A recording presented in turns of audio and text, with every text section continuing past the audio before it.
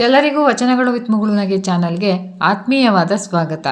ಇಂದಿನ ವಿಡಿಯೋದಲ್ಲಿ ಅಲ್ಲಮ್ಮ ಪ್ರಭುದೇವರ ಅರ್ಥಪೂರ್ಣವಾಗಿರುವಂತಹ ವಚನ ಮತ್ತು ವಚನದ ಭಾವಾರ್ಥವನ್ನು ತಿಳಿಯೋಣ ಬನ್ನಿ.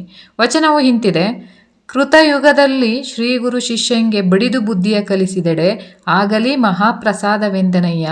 ತ್ರೇತಾಯುಗದಲ್ಲಿ ಶ್ರೀ ಗುರು ಶಿಷ್ಯಂಗೆ ಬೈದು ಬುದ್ಧಿಯ ಕಲಿಸಿದೆಡೆ ಆಗಲಿ ಮಹಾಪ್ರಸಾದವೆಂದೆನಯ್ಯ. ದ್ವಾಪರ ಯುಗದಲ್ಲಿ ಶ್ರೀ ಗುರು ಶಿಷ್ಯಂಗೆ ಜೈಂಕಿಸಿ ಬುದ್ಧಿಯ ಕಲಿಸಿದೆಡೆ ಆಗಲಿ ಮಹಾಪ್ರಸಾದವೆಂದೆನಯ್ಯ. ಕಲಿಯುಗದಲ್ಲಿ ಶ್ರೀ ಗುರು ಶಿಷ್ಯಂಗೆ ವಂದಿಸಿ ಬುದ್ಧಿಯ ಕಲಿಸಿದೆಡೆ ಆಗಲಿ ಮಹಾಪ್ರಸಾದವೆಂದೆನಯ್ಯ. ಗುಹೇಶ್ವರ, ನಿಮ್ಮ ಕಾಲದ ಕಟ್ಟಳೆಯ ಕಲಿತನಕ್ಕೆ ನಾನು ಬೆರಗಾದೆನು. ಈ ವಚನದ ಅರ್ಥವನ್ನು ನಾವು ನೋಡೋದಾದರೆ, ನಮ್ಮ ಸಮಾಜದಲ್ಲಾಗಿರಬಹುದು, ನಮ್ಮ ಹಿಂದೂ ಪರಂಪರೆಯಲ್ಲಾಗಿರಬಹುದು, ತಂದೆ ತಾಯಿಗಳಿಗೆ ಗುರುಗಳಿಗೆ ಒಂದು ದೈವತ್ವದ ಸ್ಥಾನಮಾನವನ್ನು ನೀಡಿಕೊಂಡು ಬಂದಿರತಕ್ಕಂತಹ ಸಂಸ್ಕೃತಿ ನಮ್ಮದಾಗಿದೆ. ಗುರುವಿನ ಸ್ಥಾನ ಬಹಳ ಪವಿತ್ರವಾದ ಸ್ಥಾನ ಅಂತ ಹೇಳ್ತೇವೆ. ಗುರು ಅಂತ ಅಂದರೆ, ಗು ಅಂದರೆ ಕತ್ತಲು, ರು ಅಂದರೆ ಬೆಳಕು. ಕತ್ತಲಿನಿಂದ ಬೆಳಕಿನೆಡೆಗೆ ಅಂದರೆ ಅಜ್ಞಾನದಿಂದ ಜ್ಞಾನದೆಡೆಗೆ ಕೊಂಡು ಹೋಗತಕ್ಕಂಥವರೇ ಗುರು. ಆ ಗುರುವಿಗೆ ಎಷ್ಟು ವಿಶೇಷ ಸ್ಥಾನ ಇದೆ ಅಂತ ಅಂದರೆ, ಗುರುವನ್ನು ನಾವು ಸೃಷ್ಟಿ ಸ್ಥಿತಿ ಲಯಾಕಾರದ ಬ್ರಹ್ಮ ವಿಷ್ಣು ಮಹೇಶ್ವರರ ಸ್ಥಾನವನ್ನು ನೀಡಿ ಗೌರವಿಸ್ತೇವೆ. ಅದಕ್ಕೆ ಹೇಳ್ತೇವೆ ಗುರು ಬ್ರಹ್ಮ ಗುರು ವಿಷ್ಣು ಗುರುದೇವೋ ಮಹೇಶ್ವರ ಅಂತ.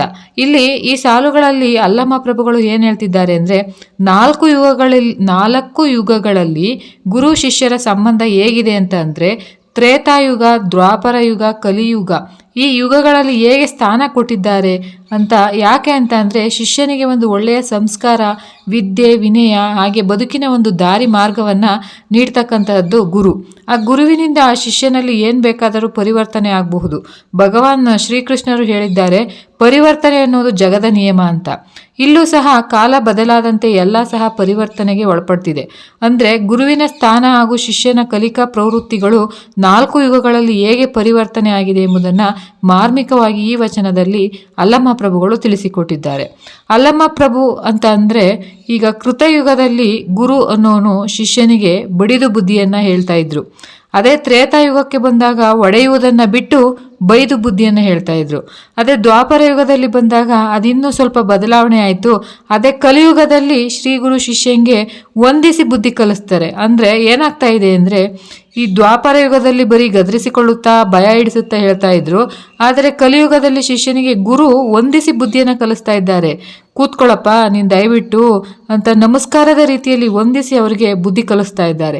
ಹೇಗೆ ಇದ್ರೂ ಅದು ಮಹಾಪ್ರಸಾದ. ಗುಹೇಶ್ವರ, ನಿಮ್ಮ ಕಾಲದ ಕಟ್ಟಳೆಯ ಕಲಿತನಕ್ಕೆ ನಾನು ಬೆರಗಾದೆನು. ಅಂದರೆ ಇಲ್ಲಿ ಏನೇ ಬಂದರೂ ಸಹ ಅದು ಒಂದು ಮಹಾಪ್ರಸಾದ ಅಂತ ಸ್ವೀಕರಿಸಬೇಕಾಗುತ್ತೆ. ಅದನ್ನು ಅಲ್ಲಮ್ಮ ಪ್ರಭುಗಳು ಬಹಳ ಅದ್ಭುತವಾಗಿ ಅವತ್ತಿನ ಕಾಲದಲ್ಲೇ ತಮ್ಮ ವಚನ ಸಾಲುಗಳಲ್ಲಿ ತಿಳಿಸ್ತಾ ಹೋಗಿದ್ದಾರೆ.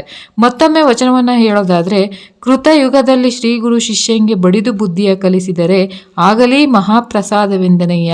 ತ್ರೇತಾಯುಗದಲ್ಲಿ ಶ್ರೀ ಗುರು ಶಿಷ್ಯಂಗೆ ಬೈದು ಬುದ್ಧಿಯ ಕಲಿಸಿದರೆ ಆಗಲಿ ಮಹಾಪ್ರಸಾದ ಎಂದೆನಯ್ಯ. ದ್ವಾಪರ ಯುಗದಲ್ಲಿ ಶ್ರೀ ಗುರು ಶಿಷ್ಯಂಗೆ ಜೈಂಕಿಸಿ ಬುದ್ಧಿ ಕಲಿಸಿದರೆ ಆಗಲಿ ಮಹಾಪ್ರಸಾದವೆಂದೆನಯ್ಯ. ಕಲಿಯುಗದಲ್ಲಿ ಶ್ರೀ ಗುರು ಶಿಷ್ಯಂಗೆ ವಂದಿಸಿ ಬುದ್ಧಿಯ ಕಲಿಸಿದರೆ ಆಗಲಿ ಮಹಾಪ್ರಸಾದವೆಂದೆನಯ್ಯ. ಗುಹೇಶ್ವರ, ನಿಮ್ಮ ಕಾಲದ ಕಟ್ಟಳೆಯ ಕಲಿತನಕ್ಕೆ ನಾನು ಬೆರಗಾದೆನು.